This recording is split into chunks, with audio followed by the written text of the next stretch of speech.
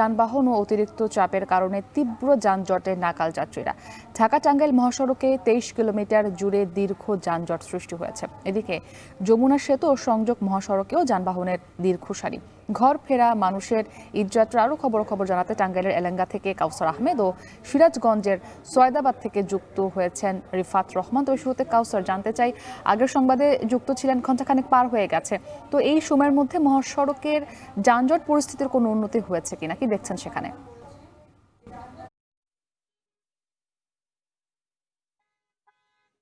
মুক্তি, আমার পেছনে কিন্তু গাড়ি দাঁড়িয়ে আছে প্রায় 15 মিনিট যাবত। এর আগে 1 মিনিট গাড়ি চলাচল করলেও 20 থেকে 25 মিনিট গাড়ি থেমেছিল, আর এখন কিন্তু টানা গাড়ি থেমে আছে। গাড়ি এক ফুটও সামনের দিকে আগাচ্ছে না।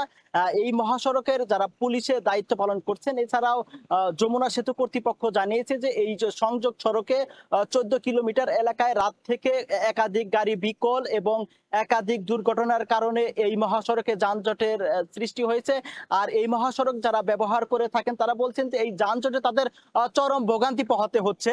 কিন্তু তারা বলছেন যে এই মহাসড়কের পুলিশ সহ জেলা প্রশাসনের যারা রয়েছেন তারা যদি সঠিক দায়িত্ব পালন করতো তাহলে এই মহাসড়কে যে যারা চালক রয়েছে বেপরা গতিতে যানবাহন চালিয়ে থাকে বা যারা ঘুমিয়ে থাকে তারা সঠিকভাবে যানবাহন চালাতো এবং যানজট হতো না। আর এদিকে এই অতিরিক্ত যানবাহনের চাপ সামাল দিতে 6টা 20 থেকে 6টা 50 মিনিট পর্যন্ত এই যমুনা সেতুর উভয় লেন দিয়ে উত্তরবঙ্গের দিকে যানবাহন চলাচল করেছে। তখন ওই সময়টাতে উত্তরবঙ্গ থেকে কোনো যানবাহন টাঙ্গাইল বা ঢাকার দিকে আসেনি।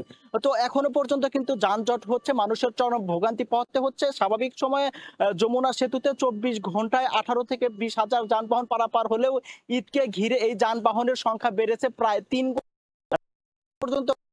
24 ঘন্টা 3,60,00,000 টাকার উপরে এতে টোল আদায় হয়েছে 3 লাখ টাকার উপরে। আর যমুনা সেতুর নির্বাহী প্রকৌশলী জানিয়েছেন যে এই অতিরিক্ত যানবাহনের চাপ সামাল দিতে স্বাভাবিক সময়ে উভয় প্রান্তে 12টি টোলের মাধ্যমে 12টি বুথের মাধ্যমে টোল আদায় করা হলো। ঈদকে ঘিরে আলাদা মোটরসাইকেলের লেন সহ উভয় প্রান্তে প্রায় 18টি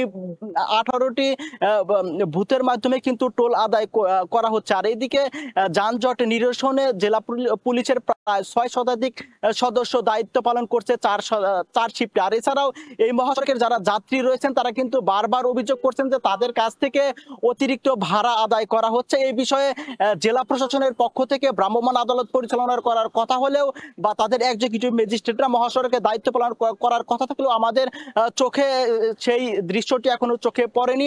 তবে মহাসড়ক ব্যবহারকারীরা ঊর্ধ্বতন কর্মকর্তার হস্তক্ষেপ কামনা করেছেন অতিরিক্ত ভাড়া আদায়ের নেওয়ার বিষয়। তো এই ছিল আমার কাছে মহাসড়কের সবশেষ তথ্য। মুক্তি, এবারে রিফাত, আপনার কাছে জানতে চাই যে যমুনা সেতুর পর যান চলাচল স্বাভাবিক রয়েছে কিনা এবং টোল প্লাজার দুর্ভোগ কেন নিরসন করা যাচ্ছে না?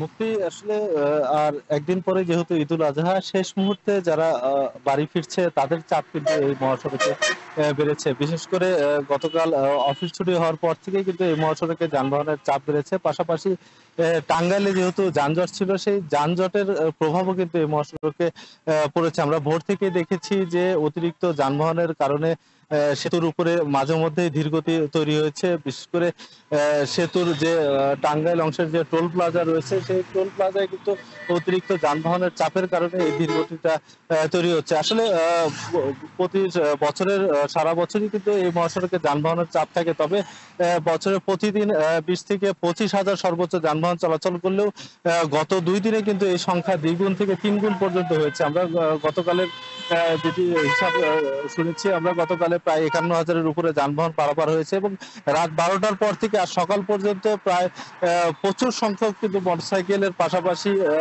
ট্রাক, পণ্যবাহী ট্রাক এবং বাসের সংখ্যাও এই মহাসড়কে বৃদ্ধি পেয়েছে। তবে আসলে টাঙ্গাইলে যে যানজটটি তৈরি হয়েছে, সেই যানজটের কারণে আসলে বাস মাঝে মধ্যে এই যানবাহনগুলো চাপ এই মহাসড়কে পড়ছে। তবে আসলে এই মহাসড়কে এখন পর্যন্ত যমুনা সেতু থেকে সিরাজগঞ্জের যে হাটিকুমরুল মোড় পর্যন্ত 22 কিলোমিটার মহাসড়ক রয়েছে, এই মহাসড়কে এখন পর্যন্ত কোথাও কোনো যানজটের সৃষ্টি হয়নি, যে কারণে আসলে সেতু পার হওয়ার পর উত্তরবঙ্গগামী যে মানুষগুলো রয়েছে তাদের ভোগান্তি ছাড়াই কিন্তু এই সিরাজগঞ্জ অংশ পাড়ি দিতে পারছে। তবে বেলা যত গড়াচ্ছে যানবাহনের চাপ এই মহাসড়কে আরো কিন্তু বৃদ্ধি পাচ্ছে। সেক্ষেত্রে আসলে টাঙ্গাইলের যে ভোগান্তি, সেই ভোগান্তি কাটিয়ে আসলে কতটুকু স্বাচ্ছন্দ্যে উত্তরবঙ্গের মানুষ এই মহাসড়ক পাড়ি দিতে পারবে সেই প্রশ্ন কিন্তু আসলে তাদের মধ্যে রয়েছে। তবে এখন পর্যন্ত এই মহাসড়কে স্বাভাবিক অবস্থায় রয়েছে, কোথাও কোনো যানজটের সৃষ্টি হয়নি। পাশাপাশি এই সময় আমরা আসলে দেখি যে ঢাকার যে লক্কর চক্কর গাড়িগুলো এই